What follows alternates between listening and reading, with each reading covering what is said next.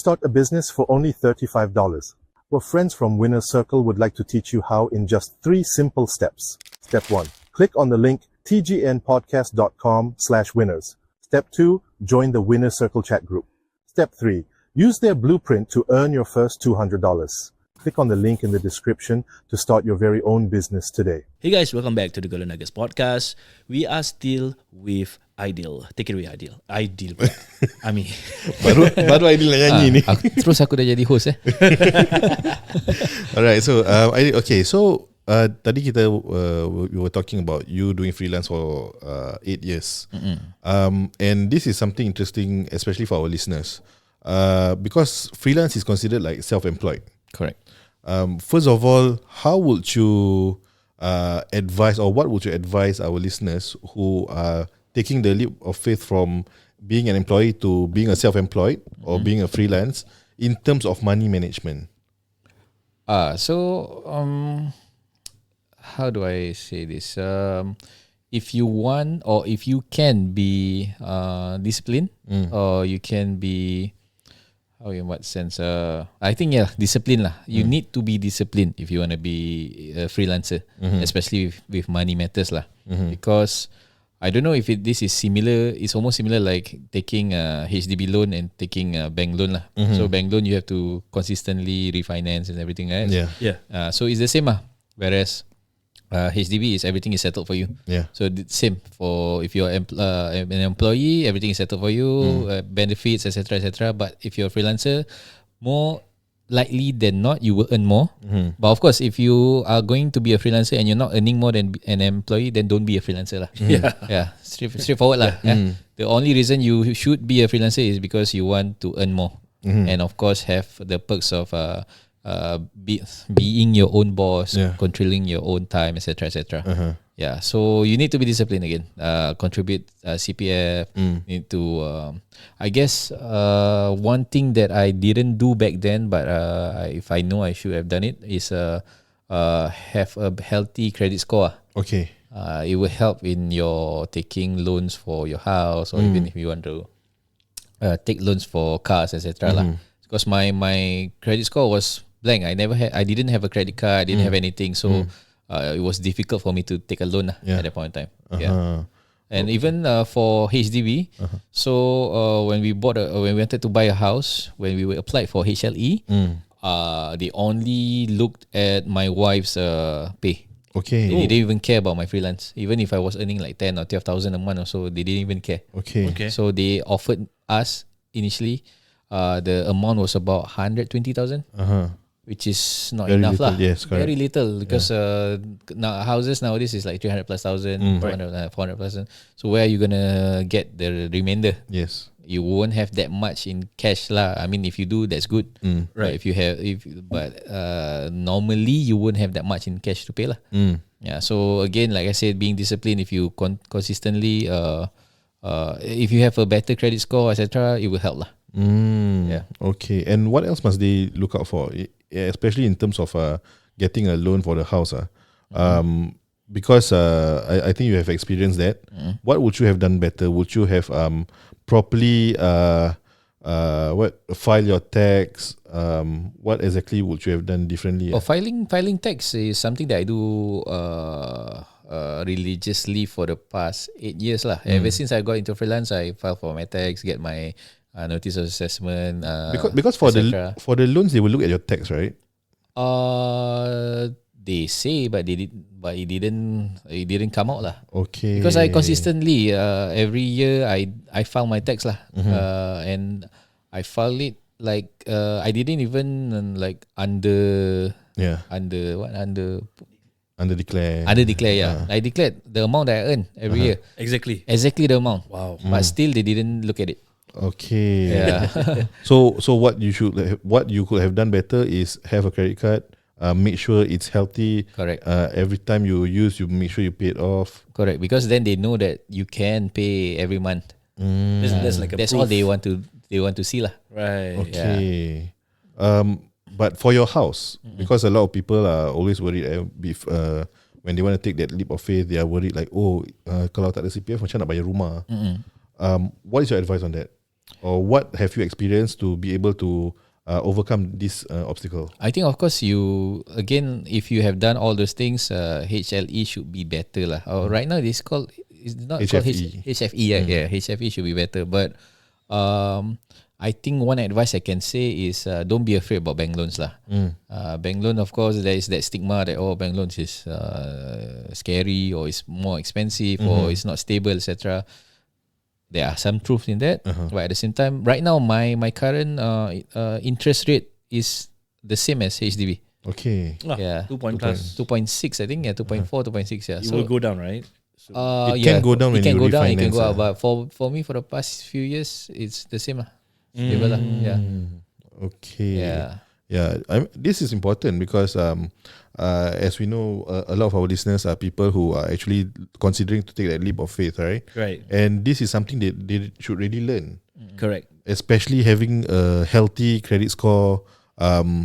While it's important for you to always have a healthy credit score because it can affect in a lot of other ways, but especially in housing, now that Aidil has mentioned, it is important because if your wives or your spouse HFE doesn't cover the amount, you need that bank loan, or Correct. it's actually a better way or a safer way to go bank loan rather than the HDB loan. Correct. Yeah.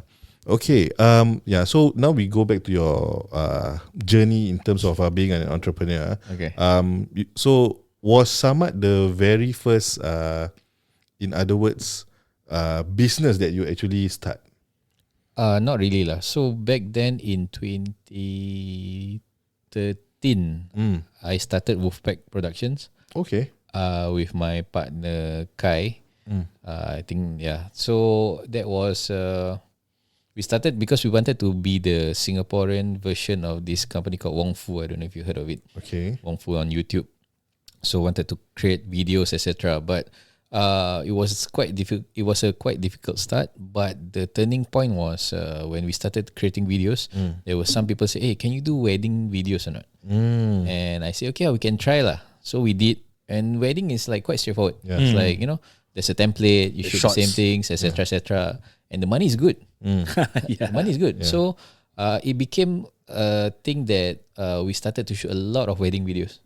And I think at that point in time, we hit a crossroad lah. And my partner Kai said that he wants to focus only on weddings lah for Wolfpack for the time being.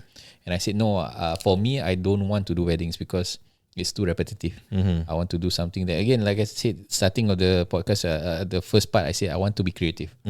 So I don't think I can be creative in the wedding industry. So I said to him, okay, never mind. You can continue with your with Wolfpack. I'll just pursue something on my own lah. So you left. So I left, correct. Okay. Yeah. So right now Wolfpack is where it is, all thanks to, of course, Kai's hard work lah. He has brought the Wolfpack name up Until very now, well. Up till now, yeah. Wow. Yeah, but of course now, recently, I think they're trying to go back into doing normal videos lah, Okay. short films and whatnot. Because the wedding pays the bills. Yeah, weddings pay the bills, and maybe he feels a bit jaded also after a while. Boring. Repetitive, yeah. But I mean, there's trends, what? New trends keep coming for wedding. Of course, there are trends, but I still think it's quite Same. same. Again, I salute all those new up and coming wedding videographers, etc. To when they implement new things lah. Some new videos you can see, there's like a dramatization of it. Yeah. Some before this there were no drones, then now got drones. Yeah. That kind of vibe lah. Of course, there's always ways to make it better or fresh lah. But I still think it's the same lah. Okay.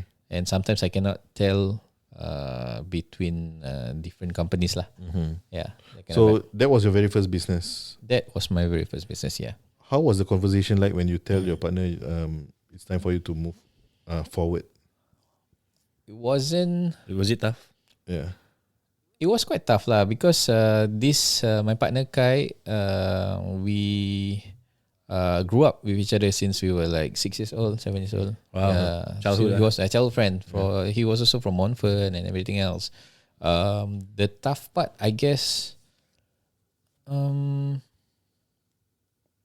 me especially, I feel like at that point in time, I already sacrificed a few years of my life for Wolfpack and to live it just like that. And of course, like if I could have my way at that point in time, I would have wished like Wolfpack could have stick to just doing YouTube videos and short films, etc. But I understood from his point of view that we were around 20s. In our 20s at that point in time, we need to make money. Yeah. We need to start to make money. And yeah lah. So thankfully, we had like a business relationship as well as a personal relationship. Okay. So the business relationship we push aside. We just focus on the personal relationship lah from then on. I see. Okay. Yeah, we just became friends. Again, we are friends lah. Yeah, we just stick to the friendship part lah. Yeah, friendship, baju, friendship. Will you consider joining back? Because I saw there's a few like branch, like they have now. On top of that, you are now studying filmmaking, right? Yeah. Yeah. I still do for Wolfpack as a freelance lah. Okay. Here and there lah. So the recent there was this recent short film that we did in Malaysia that is by Wolfpack.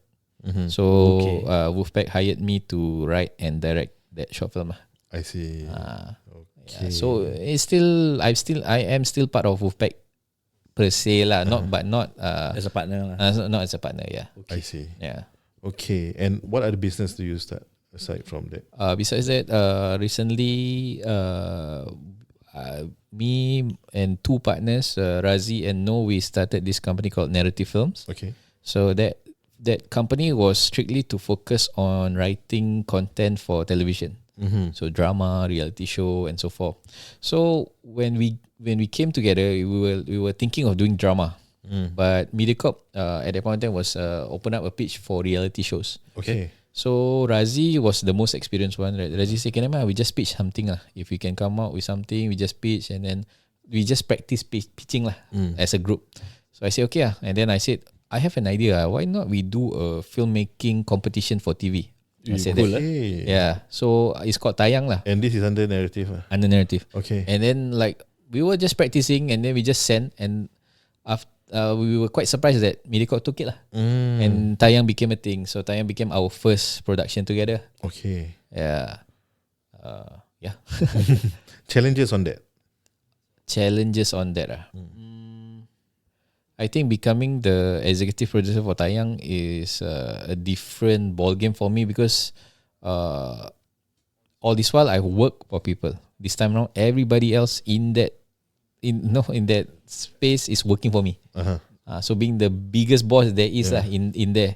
So nak kena jaga hati orang, nak kena macam bayar dia ni on time, nak kena macam the jaga hati orang is the worst part lah because in the film industry we are made up of a lot of creatives, we are made up of a lot of people who are emotional. Yeah. So emotional people are the best people to be in the arts industry, correct? Yeah. Because they can write, they can etc. They can feel, express. they can express. Yeah. So imagine a room full of those kind of people lah. And you kena jaga hati orang. Itulah that's the toughest part lah. How do you manage? Yeah, that's right. For me, Psycho them.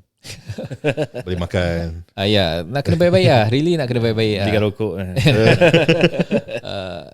I guess the part about me wearing many hats in the industry also helps because I've been in the technical side, I've been in the production side, I've been in the talent side.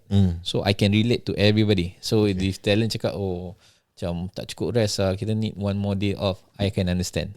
So I relate and I say, okay, empathize, do. Production side, I need more money to handle this. Okay, I empathize. I know it's not cheap to do this.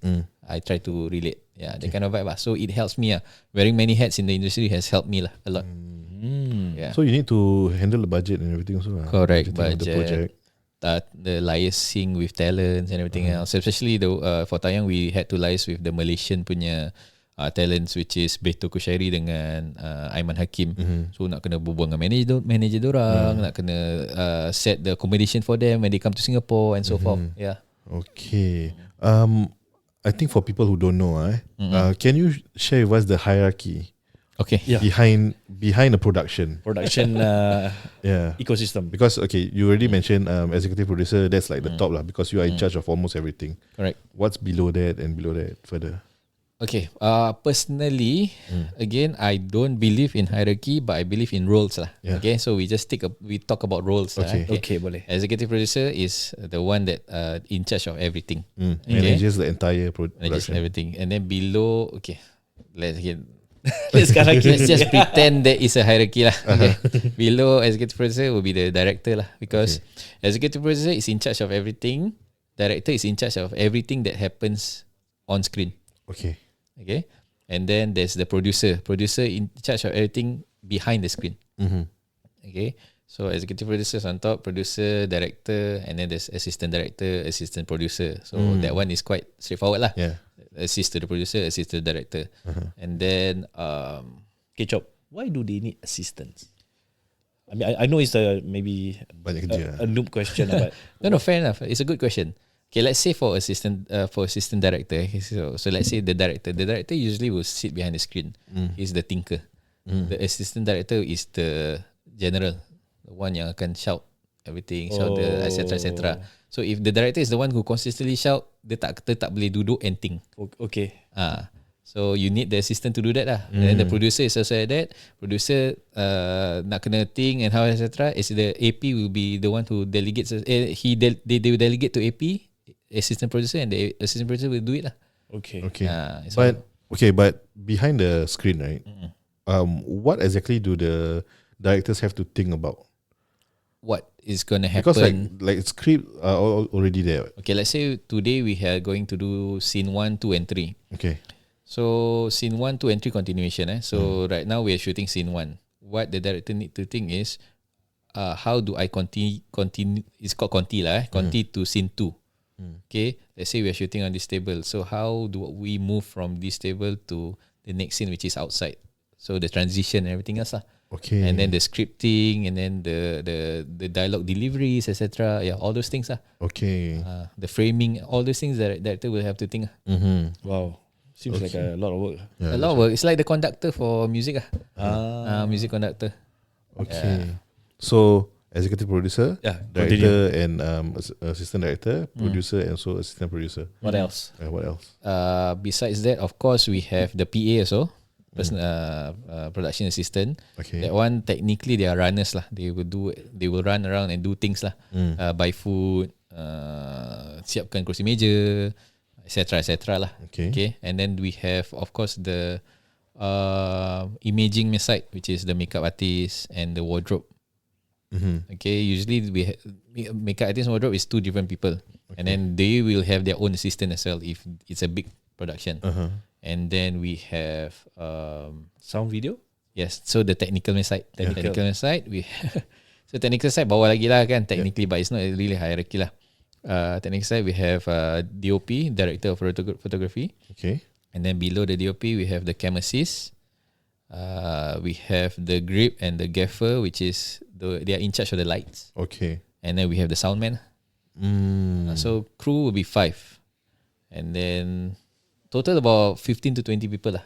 Wow. So Tayang was tough. Tayang was the filmmaking and competition stuff because we have to have the crew to shoot the contestants, and we have to have a crew for the contestants to shoot the short films. But there is like 2 sets, is it? 2 sets of different crews lah. 2 sets within one lah. Within one. Okay. So, and it's not just one group shooting. There's sometimes like 3 groups shooting at the same time. So 3 different crews and 1 crew covering all the crew. Wow. So the logistic was a nightmare lah. But Alhamdulillah we managed to pull through lah. Yeah. Wow, that's impressive. Okay. No wonder executive producer gets paid decently also. Correct, A lot of work, a lot of thinking, a lot of organizing. Yeah, executive producer gets paid a lot of money. In what range? Give us a range. I would say in that Tayang, I was shooting for 2 months. I was earning the same amount that I was working for 1 year. Oh, previously. 2 months. Yeah. Okay. Wow, not bad. So you can chill for 10 months. Yeah. Okay, I chilled for the next 6 months after that. Tayang, yeah. But I mean, I still work lah here and there, you know. I see. Good money, yeah. Interesting, I never. I mean, I know like usually in a set there's always a lot of people. A lot of people, But yeah. I don't know what exactly each and every individual does. Like I thought, like all this while, I thought like director is the biggest boss lah there. When we are on set, the director is the biggest boss because I've always maintained this. When we are on set, even if the EP comes, I'm not going to listen to the EP because you hire the director for a reason to shoot. So I'm going to listen to the director until he says it's a wrap. We are no longer shooting. Then the EP becomes the boss again. Oh, like that. It's like that. Dia macam main bola also. Kan kalau dalam padang, captain is the captain. Yeah. Manager pun boleh buat apa. Dia jerit dari luar pun tak boleh buat apa. Captain is still the boss. What?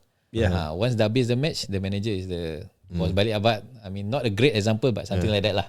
Maybe a good example is people listen to manager, the biggest boss, but the owner of the club Correct. might not be at that match is the boss. Correct. Okay, that's a better example. Yeah. It's a match, then the owner will become like The big boss lah. Yeah.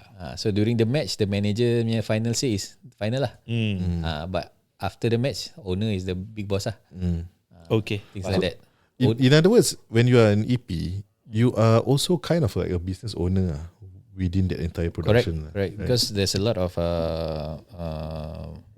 budget management and everything else lah, which is the toughest part also lah. Yeah. Besides the nak jaga hati, the budget management is very tough. Have you made mistakes that you cannot forget until now? Me personally, no. Because I've been fortunate to have partners who are very on the ball, Okay. on the ball with all these things. So I've assisted a lot. I'm only macam mainly assisting them. They are in charge of that. So yeah, but other companies I've heard, yeah, it's quite tough lah. I see. The most toughest is the overpromising lah. Overpromising, let's say, oh, I'm gonna pay you by next month, but actually tak boleh. It's actually in 3 months time, but you get the money, and that's the tough part lah. Yeah.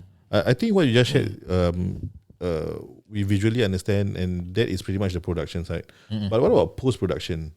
Who is in charge of that?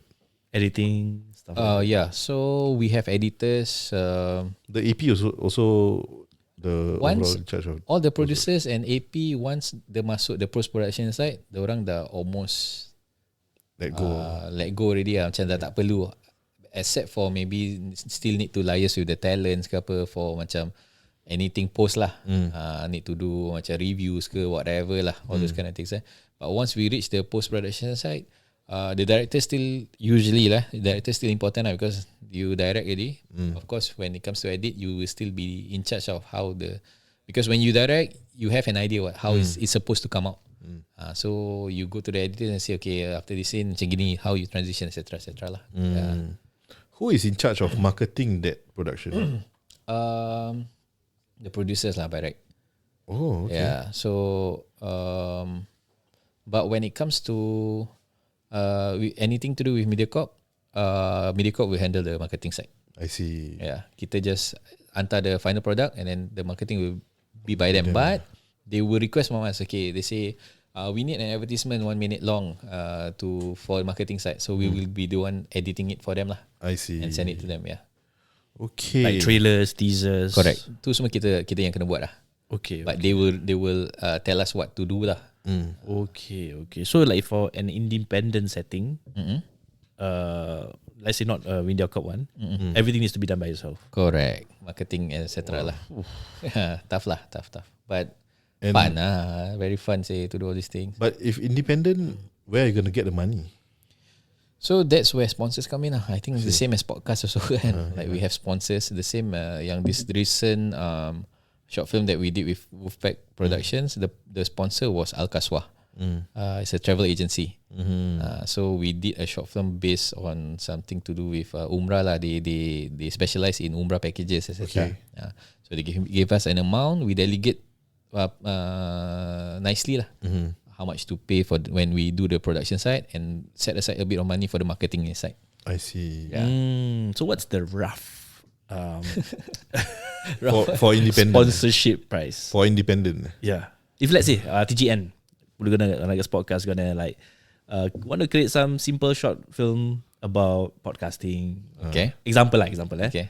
Or maybe example we want to do a production something like Shark Tank.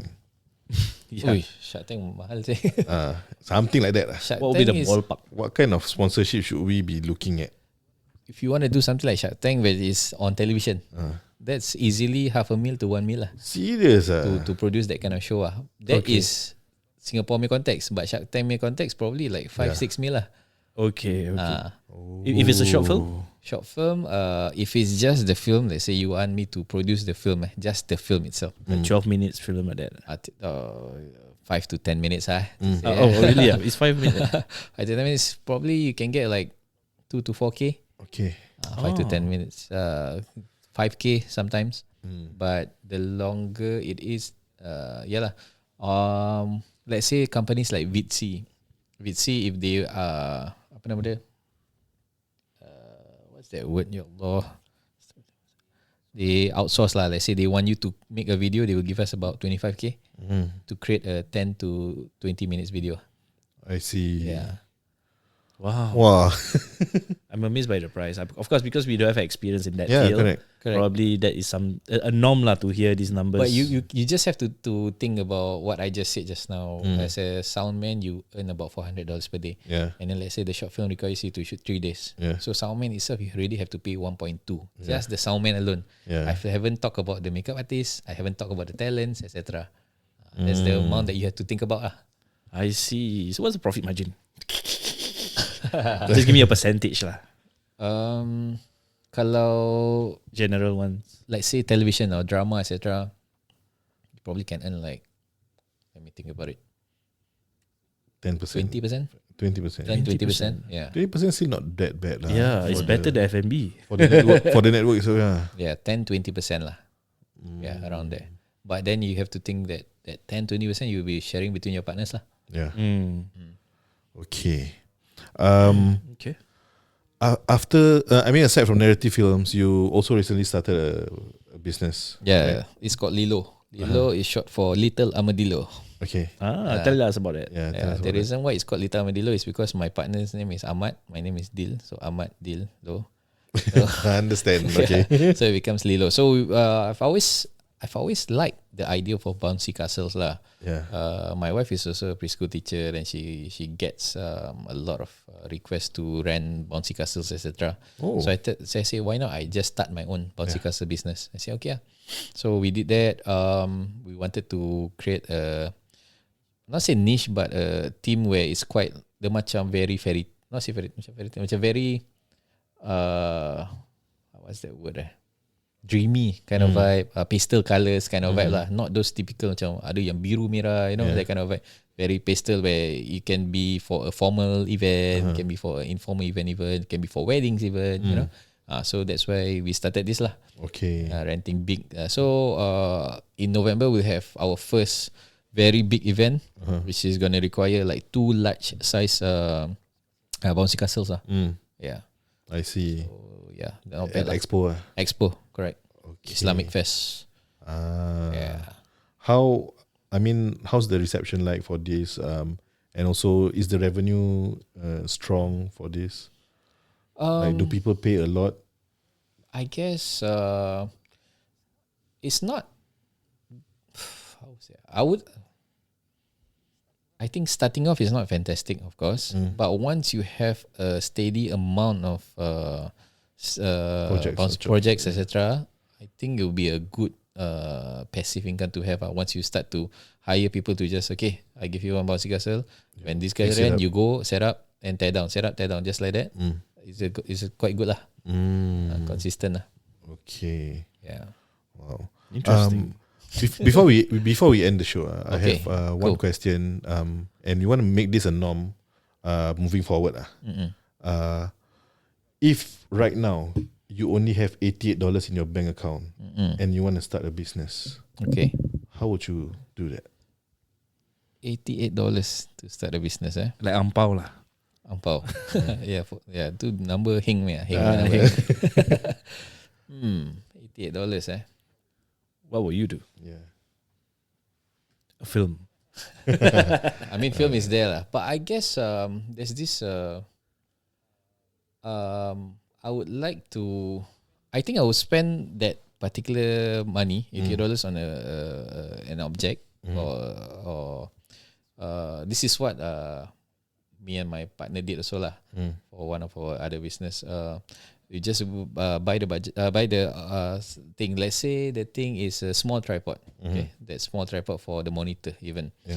And then I would just market it out. I say, hey, I have a new business, a small tripod. So I have only about 5 in stock. So just order first. I have only 5 in stock. But I wouldn't even say I have 5 in stock. I say, please just order. So once people start to order, let's say 5. I only have 5 of it. Once people start to order, and then if it's more than 5 ready, I will just say, oh, sorry, out of stock. The demand is too crazy. So if you want, you can just pre-order, and then the stock will come to you in 1-2 months time. Okay. So that amount of money that they are going to pay for the pre-order, I'll buy more stuff. So with the 88, maybe I'll spend $20 or $30 on this tripod first. Check it out. Is the demand good? If it's not good, it's okay. Sell it off for cost price, and then get the money back. Try again another item until you hit that goal lah. Right. Creative. Yeah, you have to do that lah, right? Until you know that if that 5 item can be sold out within 1 day, means the demand is there. Then you say, okay, I don't have stock, pre-order. Okay, Right. kind of vibe lah. Yeah. A question: have you worked for someone before? Someone the beach house only. That's the last. That's the only one. Besides that, I've worked for a lot of companies lah back then. Like macam keluar masuk ah.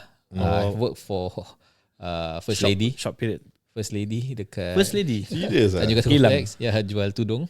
Okay. As what? Customer service lah. And you were younger lah. When I was as in jualan lah. Oh, salesperson lah. Salesperson, yeah. And makcik like to macam back then macam kurus handsome sikit lah. Kacau-kacau, okay, never mind.